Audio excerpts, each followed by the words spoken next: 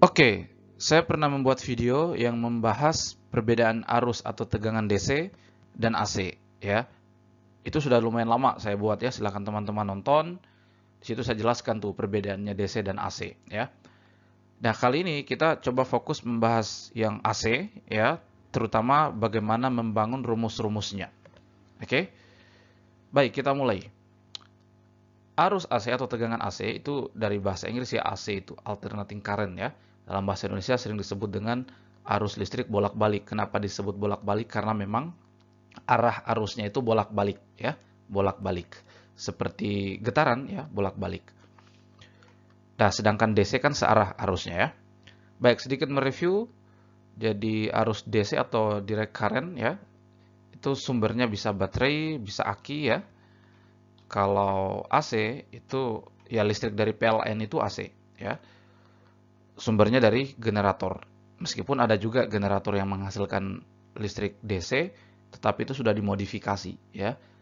Aslinya generator itu menghasilkan listrik AC ya. Kalau kita coba buat grafiknya ya, nilai tegangan atau arus terhadap waktu, kalau DC itu gini, stabil dia. Ya, nilainya itu konstan ya, nilainya konstan dan searah ya. Jadi kalau misalnya polaritasnya positif seperti ini ya positif terus, kalau polaritasnya negatif ya negatif terus ya terhadap waktu. Jadi nilainya tidak bertambah besar, tidak bertambah kecil, stabil, konstan nilai tegangan atau arusnya terhadap waktu. Sedangkan AC itu tadi arusnya bolak-balik, makanya kemudian polaritasnya positif, kemudian negatif, positif dan negatif lagi, bolak-balik arah arusnya. Dan tidak hanya bolak-balik, tetapi nilainya juga apakah tegangan atau arusnya itu tidak konstan, tidak stabil sebagaimana DC. Dia berubah-berubah terhadap waktu, ya. Dan unik, perubahannya itu unik ya kalau kita buat grafiknya terhadap waktu ya, nilai tegangan atau arus. Perubahannya itu gini, berbentuk seperti gelombang, ya, gelombang. Nah, jadi dia misalnya ini, dia nilainya makin besar, makin besar, makin besar, nanti tiba di sebuah titik yang paling besar nilainya, yang kita katakan sebagai nilai maksimum, ya, kemudian turun lagi, turun, turun, turun, ya, turun, nah nanti nilainya 0, kemudian polaritasnya berbalik, berarti ini arusnya sudah balik nih, arusnya sudah balik, ya, maka polaritasnya negatif, nah arus yang balik tadi seperti ini lagi modelnya, jadi dia semakin besar, kemudian tiba di nilai maksimumnya, kemudian turun lagi nilainya, semakin lama semakin kecil, tiba di nol, kemudian polaritasnya berbalik lagi. Jadi ulang-ulang seperti itu saja, ya, arus atau tegangan si AC ini. Oke. Nah, itu akan sangat kelihatan ya polanya ini kalau kita coba tampilkan pada sebuah alat yang disebut dengan osiloskop. Ya, kalau teman-teman yang kuliah di fisika atau di elektronika ya, pasti familiar nih dengan alat osiloskop. Alat osiloskop itu kan canggih ya. Kita bisa melihat nilai tegangan atau arus dari sebuah komponen, plus kita juga bisa melihat ya gelombangnya, terutama gelombang arus atau tegangannya ya. Frekuensinya juga bisa kelihatan dari situ. Dan nanti kelihatan nih kalau di osiloskop, di layar osiloskop itu seperti ini. Nah, ini berarti yang mengalir itu arus AC ya, atau tegangannya tegangan AC. Nah, itu. Oke, tadi grafik arus listrik AC seperti ini ya, berbentuk seperti gelombang. Apakah itu grafik untuk tegangan atau arus itu sama ya, seperti gelombang ya, dan ada nilai maksimumnya. Ini juga nilai maksimum tapi yang polaritasnya terbalik ya, yang negatif. Nah, karena itu teman-teman yang paham materi getaran atau gelombang itu sangat bermanfaat nih digunakan di sini karena ada kemiripan ya. Nah, di sini misalnya kita lihat ya, waktu dari sini ke sini ya, ini disebut dengan satu periode ya, dari puncak ke puncak, bisa juga dari satu bukit dan satu lembah ini, itu juga satu periode ya, mirip dengan getaran atau gelombang. Nah, maka kalau di getaran atau gelombang ada besaran omega ya, frekuensi sudut ya. Nah, di sini juga sama, ada omega ya, yaitu frekuensi sudut, yaitu 2pi per periode atau 2pi kali frekuensi, karena periode itu kan seperfrekuensi ya, kebalikan dari frekuensi. Kalau di getaran itu kan ya, kalau frekuensi ya banyaknya getaran tiap detik ya. Kalau di sini ya, berarti kan tadi arus listriknya itu bolak-balik ya. Bolak-balik. Nah, itu kan seperti bergetar juga. Jadi frekuensi ya banyaknya gerakan bolak-balik tadi ya tiap detik. Nah, gitu. Mirip dengan getaran ya. Baik. Oleh karena itu, kalau di getaran itu kan ada persamaan simpangan ya, persamaan simpangan sebagai fungsi waktu ya. Nah, ini juga sama. Jadi simpangannya ini ya tegangan ini ya, tegangan sebagai fungsi waktu yaitu amplitudo kali sin omega t. Persis mirip dengan getaran ya. Karena ini grafiknya grafik sinusoidal ya, sinus kosinus. Nah, ini sebagai amplitudonya ini adalah tegangan maksimumnya ini ya. Kemudian sin omega t. Oke. Nah, di materi listrik AC ini ya, ada tiga nilai ya, ada tiga nilai yang harus betul-betul dipahami ya, dan bisa dibedakan antara ketiga nilai tersebut, yaitu ada nilai maksimum, ada yang disebut nilai maksimum, ada nilai sesaat, dan nilai efektif. Nah, ini penting banget nih, penting untuk teman-teman ketahui masing-masing ini ya, nilai maksimum, nilai sesaat, dan nilai efektif ya. Kita tahu tadi listrik AC itu kan berubah-berubah ya, baik arusnya atau tegangannya itu berubah-berubah. Nah, oleh karena itu kita di sini perkenalkan tiga nilai, ada nilai maksimum, sesaat, dan efektif. Kita mulai dulu dengan nilai maksimum. Nilai maksimum itu nilai terbesar ya. Misalnya kayak tegangan ya, nilai maksimumnya Fmax ini. Nih, ya. Kalau arus ya Imax. Arus kan seperti ini juga kurvanya ya. Nah, kalau itu arus berarti arus maksimumnya Imax simbolnya ya, amplitudo dari grafik arus ya. Nah, jadi itu yang paling besar nilainya. Kemudian nilai sesaat. Nilai sesaat itu nilai yang berubah-berubah, ya, yang berubah-berubah ya terhadap waktu ya. Dalam konteks tegangan ini ya VT ini nilai sesaat nih, nilai tegangan sesaat ya. Karena dia berubah-berubah ya. Saat-saat tertentu dia berubah tergantung saat kapan ya kita mau menghitungnya. Misalnya T-nya 1 atau T-nya 2 kan berubah nilainya ya. Karena ini kan tegangannya berubah-berubah nih nilainya ya. Itu nilai sesaat ya. Begitupun arus juga. Kalau arus ya arus sebagai fungsi waktu ya, yang merupakan simpangan dari grafik. Itu nilai sesaatnya karena dia berubah-berubah ya tergantung waktu. Kemudian nilai efektif. Nah, di sini saya mau garis bawahi nilai efektif ini sangat penting ya, apalagi teman-teman yang belajar di teknik elektro ya.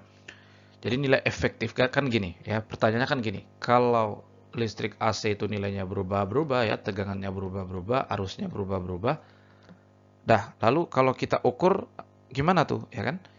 Misalnya kita ukur tegangan kan pakai voltmeter ya. Arus pakai amperemeter. Nah, ternyata kan secara teori kan berubah-berubah nilainya. Kalau kita ukur pakai alat ukur, itu yang terbaca di alat ukur itu condong pada sebuah nilai tertentu. Secara teori kan berbeda-beda ya, tapi karena dia berbeda-beda kan cepat sekali ya berubah-berubahnya. Nah, kalau di alat ukur, kalau kita ukur ya, itu akan condong pada nilai tertentu. Ya. Nilai yang terbaca di alat ukur itu condong pada nilai tertentu. Nah, itulah nilai efektif. Nilai yang terbaca di alat ukur yang berefek gitu ya, yang berefek. Memang ya nilainya berubah-ubah tapi yang paling efektif itu ada sebuah nilai di situ ya. Yang itulah yang terbaca di alat ukur. Oke? Nah, jadi penting banget nih untuk belajar nilai efektif ini. Oke, untuk itu, untuk memahami nilai efektif, kita perhatikan dulu tadi ini, kurva ini berlaku untuk arus juga ya, karena arus dan tegangan itu kan sama ya, kurvanya sama, sinusoidal. Tetapi di sini sebagai sampel saja kita analisa yang tegangan ya. Ini kurva tegangan. Oke. Ini kurvanya seperti gelombang ya, sinusoidal ya, sinus kosinus. Nah, ini ya, nilai V yang berubah-berubah ini ya. Kalau kita kuadratkan, kemudian kita plot lagi, tampilkan dalam bentuk grafik hubungannya dengan waktu, maka kurvanya juga masih ya seperti sinusoidal ya, sinusoidal. Tetapi sudah tidak ada yang bagian yang negatif di sini ya, karena kan kalau dikuadratkan yang bagian negatif sini dikuadratkan ya jadi positif juga ya. Jadi tidak ada lagi polaritas negatif, jadi semua positif. Dan kalau kita perhatikan jumlah gelombangnya lebih banyak ya, jumlah gelombangnya lebih banyak dibanding di atas. Itu yang terjadi kalau kita kuadratkan. Dan ini amplitudonya ini ya Vx max yang dikuadratkan ya, ini yang dikuadratkan, ini amplitudonya. Nah, seperti itu. Jadi kalau kita kuadratkan nilai-nilai V-nya ini ya yang banyak ini, kita plot dalam grafik, bentuknya seperti ini. Amplitudonya itu ya Vmax yang dikuadratkan ternyata. Nah, menariknya gini. Dan ini berlaku untuk semua grafik yang berbentuk sinusoidal ya. Gini. Kalau nilai V kuadrat ini yang banyak ini ya, sangat banyak. Kalau kita cari rata-ratanya ya, kalau kita cari rata-ratanya, itu nilai rata-rata dari V kuadrat ini, itu nilainya ini nih, pas di pertengahan ini. Ini nilai rata-ratanya. Dan tentu itu sama dengan setengah dari Vmax ini kan, Vmax kuadrat ini. Ya. Jadi V kuadrat, nilai V kuadrat yang banyak ini kalau kita cari rata-ratanya, itu nilainya pas di pertengahan ini. Dimana itu sama dengan setengah dari amplitudonya, yaitu setengah dari Vmax kuadrat. Nah itu, ya, itu yang harus diingat. Nah, oleh karena itu, ya, jadi gini, tegangan efektif itu adalah ya akar kuadrat dari ini. Tegangan efektif itu akar kuadrat dari V kuadrat rata-rata ini. Itu definisi dari tegangan efektif, ya, atau yang disebut dengan V root mean square VRMS ya, root mean square, jadi akar kuadrat dari V kuadrat rata-rata ya. Nah kan kalau kalian sadari atau tidak ya, ini istilah RMS ini kan sering muncul kan, root mean square ini, terutama pada materi-materi atau pelajaran yang itu melibatkan data yang banyak ya. Kalau di fisika itu misalnya juga RMS ini muncul di teori kinetik gas ya, ada VRMS di situ. Kecepatan RMS ya, molekul gas. Itu kan molekul gas jumlahnya banyak ya. Nah, kan pertanyaannya gini, kenapa kita tidak cari rata-ratanya saja kan untuk ya mewakili dari V yang berubah-berubah tadi. Oke, kenapa harus yang RMS? Kenapa tidak rata-ratanya saja? Ya, kenapa harus RMS ya? Nah, ternyata pada kasus-kasus yang melibatkan data yang banyak ya, kemudian juga yang grafiknya sinusoidal seperti ini ya, itu akan lebih terwakili kalau kita pakai nilai VR, kalau kita pakai nilai RMS ya, dimana ini kan misalnya gini, ini kan kalau kita cari rata-ratanya dari nilai V ini kan bisa sebetulnya kan, tapi kenapa harus dikuadratkan dulu semua, dikuadratkan ya, dikuadratkan dulu semua, kemudian dicari rata-ratanya, baru di akar kuadrat lagi, ya kan? Nah ini dicari rata-ratanya, baru di akar kuadrat lagi, itulah RMS ya. Nah karena itu lebih mewakili data, ya. Dan ternyata itulah yang terbaca di alat ukur. Menarik ya. Jadi VRMS inilah yang terbaca di alat ukur yang kita sebut dengan nilai efektif tadi. Ya, dalam konteks ini tegangan efektif. Ya. Jadi sekali lagi kalau kita punya voltmeter, kita ukur tegangan sebuah resistor misalnya atau apapun. Ini kan arus AC ya, tegangan AC ya, nilainya berubah-ubah. Tapi akan di alat ukur kita akan condong pada sebuah nilai. Nah itu secara teori adalah VRMS tuh, ya, atau V efektif, ya, V efektif. Nah itu. Maka kalau kita teruskan, ya, kita substitusi nilai ini tadi, V efektif tadi atau VRMS secara teori tadi adalah akar kuadrat dari kecepatan, tegangan ini ya, kuadrat rata-rata. Itu kan ini ya, jadi setengah V kuadrat, V max kuadrat ya.